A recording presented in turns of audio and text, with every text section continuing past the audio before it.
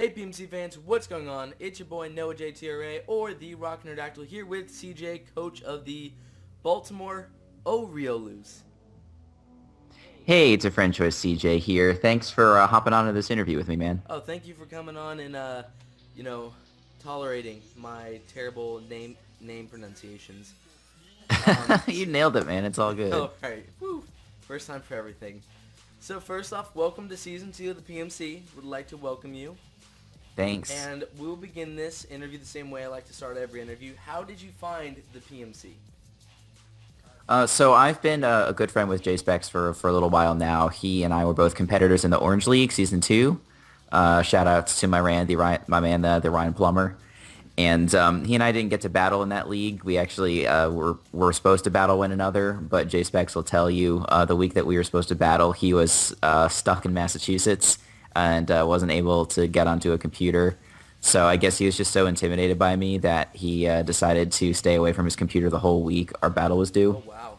Um, and then after that, I was an analyst for PMC Season 1 and then a competitor in PMC D-League, playoffs competitor.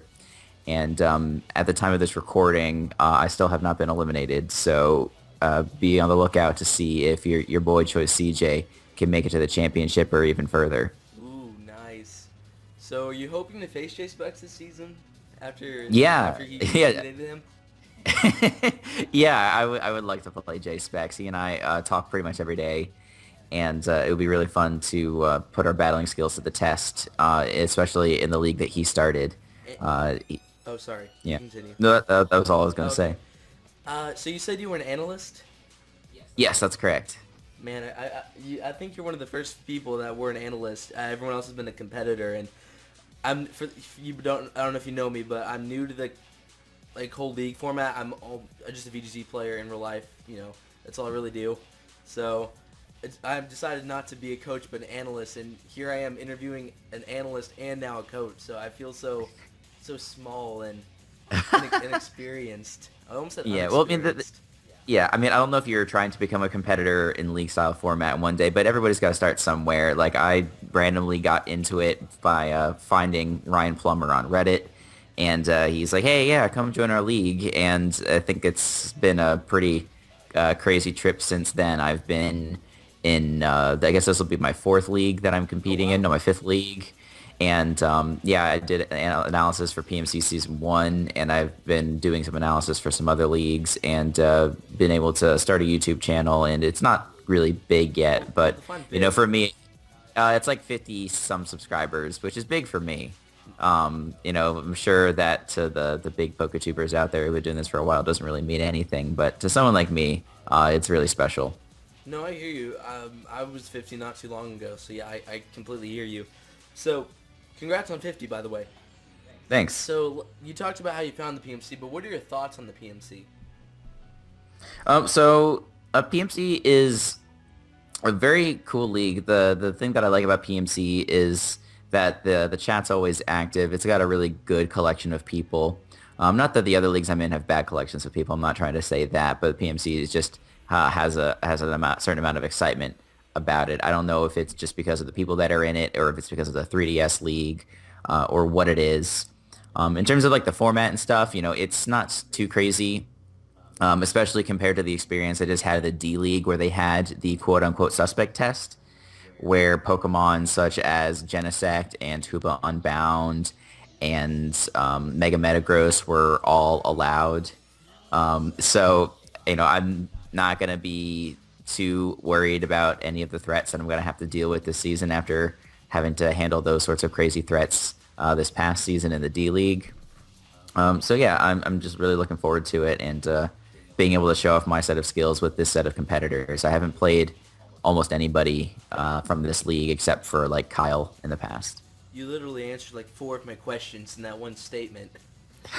Sorry, can you tell I've No, done this no, before? you're fine. My next question was, I was thinking, wonder what his thoughts on the format are, and then you just say, and you're talking about, and as for the format, I'm thinking, oh man, he's just a psychic. Read my mind. That's what I do. Isn't Pokemon Go Alakazam or something? Is that it? Oh man, that would be special. Nice. All right. So you mentioned that this is your fourth league.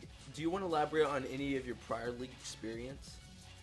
Yeah, sure. So, yeah, my first league was in the Orange League. I took over a team called the Nevada Neuverns and didn't pick up a win the entire season. Um, my team wasn't, I thought it wasn't bad. It just wasn't my team.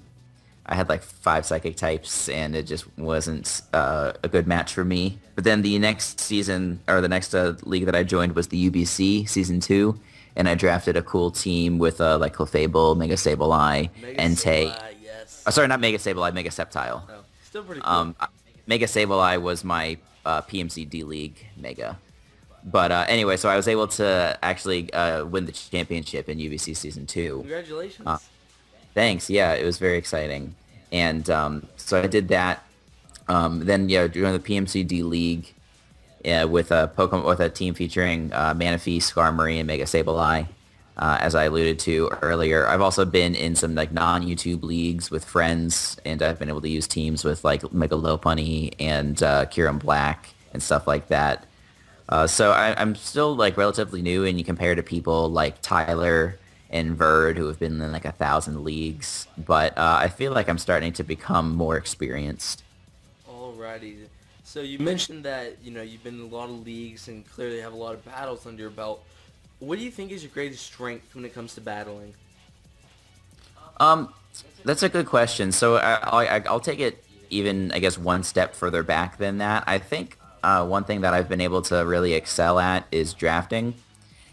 It's really, if you don't have the right tools to succeed, then you're never going to be able to get very far. And so when you're trying to acquire the right tools, you really need to build the right team. And so I know a lot of people say like, oh, well, there's no point in planning for your team because, you're just going to get sniped and your whole plan's going to be ruined anyway. Well, yeah, it's true that you're inevitably going to get sniped. There's going to be Pokemon that you want that somebody else takes. But with proper planning, you'll have the appropriate number of contingencies. And I think that's something that I've been able to do really well. So I've been able to get good cores, good Pokemon that can fulfill a variety of roles, good diversity of speed tiers and things like that. And then that's not to say that I don't think I have, I still feel like I have good abilities as a team builder and as a battler, but I think it all really, for me, starts at the draft. Mm. So draft is coming up. We do not yet have a draft date, but I do know it is, definitely we talked about it a lot today in the chat. What do you have like a plan going into season 2 for the draft? Like any like strategy or Pokemon you want to use? I do, yeah. And the one nice thing that I will say about the PMC draft is that they have put a lot of their megas into lower tiers. And, I think a lot of the lower tier megas, they have a case to be made for being in tier 1. Even Megasteps, as I mentioned, that was a tier 1 Pokemon when I drafted it, and it was one of the best Pokemon on my team. And I think it's tier 3 for PMC. So if I hadn't already drafted that, I would totally be going for that. Because, yeah, it's just as strong as a tier 1, but you get those extra points. So without giving too much away, I think my strategy is going to be picking a viable Mega from a lower tier in order to get extra points. So I don't have to get as many tier 4 and tier 5 Pokemon if I can help it. Alrighty, Megasteps, definitely. I think it just, going on to a less competitive, more casual, talk for a second. I don't know about anyone else at home, but for me, when I first saw Megasteps, like I'm thinking, I want to use that because he became a dragon. That was Yeah, it's like, yeah, and yeah, it is. It's just very, really cool. Oh yeah. And I don't know. People always like Sceptile, but I think it always got overshadowed by stuff like Blaziken, at least in a competitive sense. Yeah, But definitely. it's just hits so hard and it's so And fast. it shoots its In tail. speed, yeah, it does shoot its tail. And one thing that I've noticed is that speed is a really great commodity in League format. Whether like because if you have a Pokemon like Lopunny or Manectric on your team, your opponent has to prepare a certain way because they like that they're going to have to bring a Scarfer in order to handle that Pokemon, and so you're like, okay, I already know that 1 out of his 6 is going to be Choice Scarf, and so just it changes the way your opponent has to team build. Mm. Oh yeah, definitely. Speed, definitely a really big part. And the only thing you mentioned, Choice Scarf, there's also Sticky Web, but then it's also why you have hazard removal users as well. So Yeah. So let's move to the opposite side of the spectrum. A lot of time, lately we've been talking about, or lately, the last few minutes, we've been talking about your strengths, not strengths, and talking about team building and drafting. But let's look at the opposite side of the spectrum. What do you think is your biggest weakness in this league format? So for at least as it relates to PMC, I think one of the things that I'm still really working on is just being comfortable on 3DS. I play a lot more on Pokemon Showdown. I usually do 2 Pokemon Showdown lives a week on my YouTube channel, and a lot of the leagues that I've done in the past have been on Pokemon Showdown. And I feel like it has so many great resources, Pokemon Showdown, in terms of knowing what sort of moves you need to make and stuff like that, whereas you don't have those sorts of things on the cartridge. And and I like playing on cartridge because it feels like every play is like the most important play of the match, and everything it becomes like very exciting and very intense, and there's a lot of suspense with every play. But that being said, it just you have to be very careful about the plays that you make because you can easily misclick, and if you click a play, you don't have any ability to hit the cancel button like you do on Showdown and things like that. So I'm not trying to say that like my other the other skills that you need, I'm perfect at all of those things. But honestly, like the one of the challenges I'm going to have to overcome this season is just being able to play well on the 3DS, and that's why I'm glad I've got the experience in the D League now. I've gotten some of those initial jitters out of the way, but it's still going to be something I'm going to have to focus on. Alrighty, now for some questions I know that you're prepared for already because you mentioned them already before we began this. First off, are there any players that you want to face off against this season, and is there anybody you don't want to face off? As in, like, I don't want to say that as in you don't want to, or as in that you feel like they're a threat. You get what I'm saying?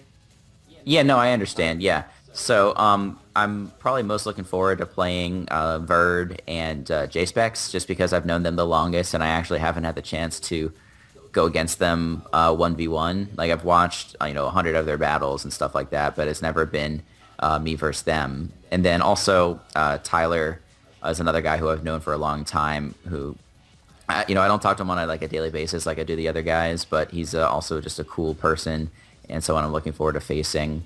In terms of like the big challengers that I'm looking forward to battling, people like Cloud, I think are really are going to be people I'm looking forward to battling, and also Lucky because they kind of have like the playoff and championship pedigree, and so yeah, that pretty much.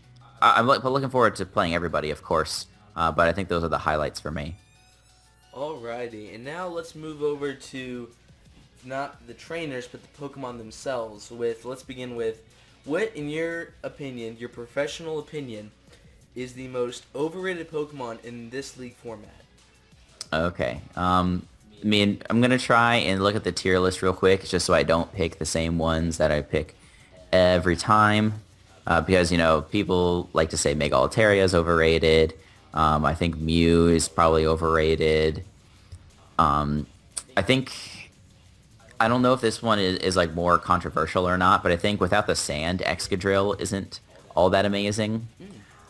Because, I mean, it is amazing, but it's kind of like you have to use it correctly.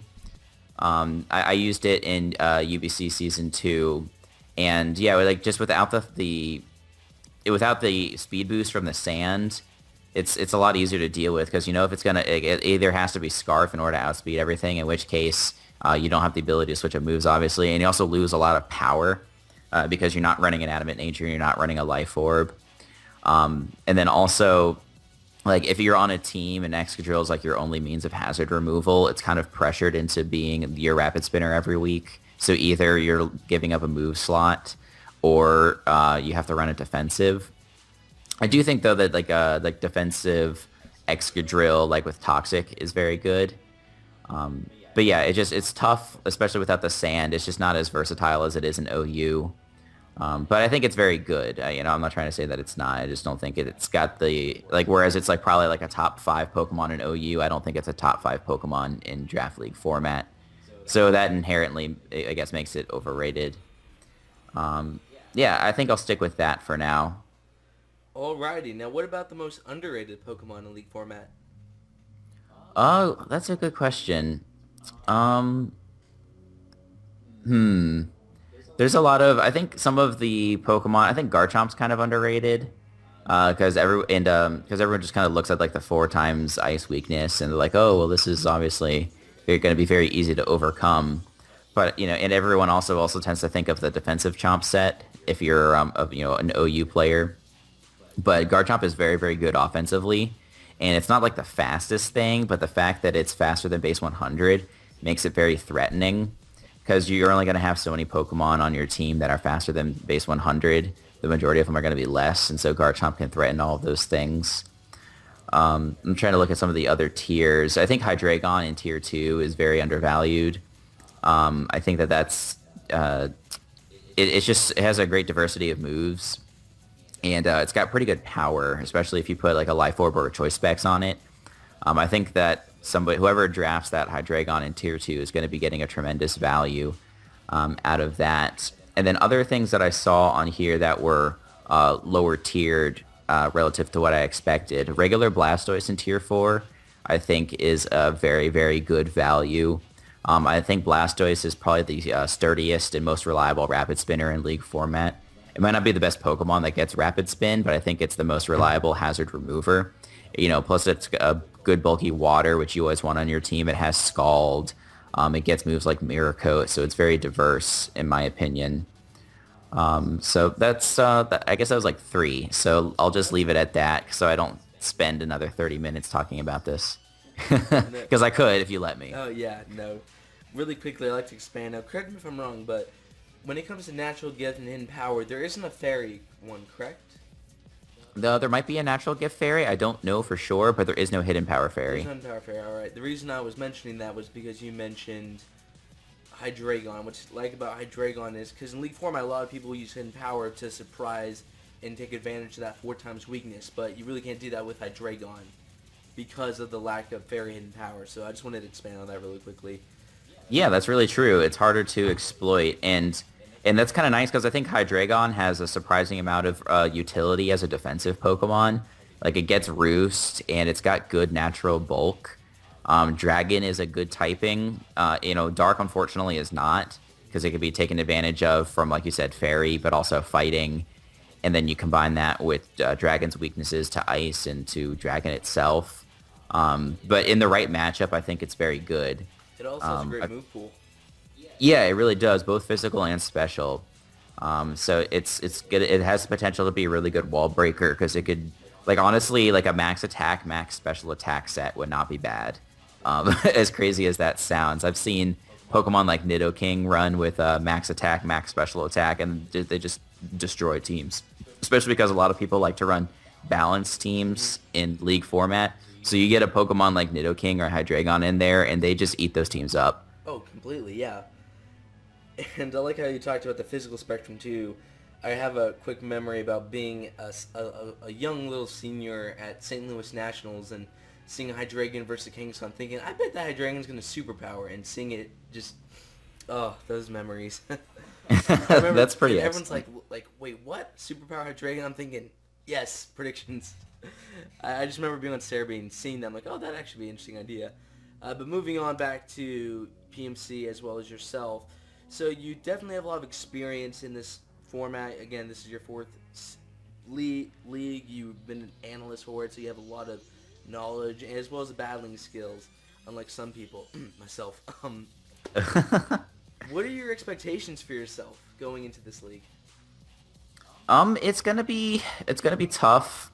Like I said, I'm still definitely more comfortable on Pokemon Showdown than I am on 3DS. So I feel like everybody who's in this league has pretty much done this before, and it's gonna have that edge over me. And I definitely have a formidable division. There's no denying that.